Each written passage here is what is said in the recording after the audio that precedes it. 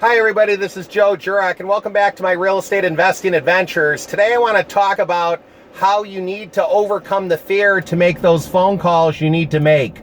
Unfortunately, too many people don't want to pick up the phone and call a for sale by owner, or new people are a little bit scared of calling a realtor, or they may be a little bit scared of calling a buyer if they're trying to do wholesaling. What I want to tell you is this: you need to overcome the fear, and you can overcome the fear because every day in your job, you talk to people you don't know. You pick up the phone, you meet people, you talk to them, you don't know them, but hey, Joe, that's different than my job. No, it's the same thing.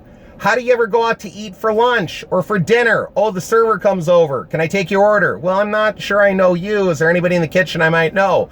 No, you don't do that, right? You talk to the server. You talk to people at the local grocery store. You talk to people you meet. So you're doing it already, right?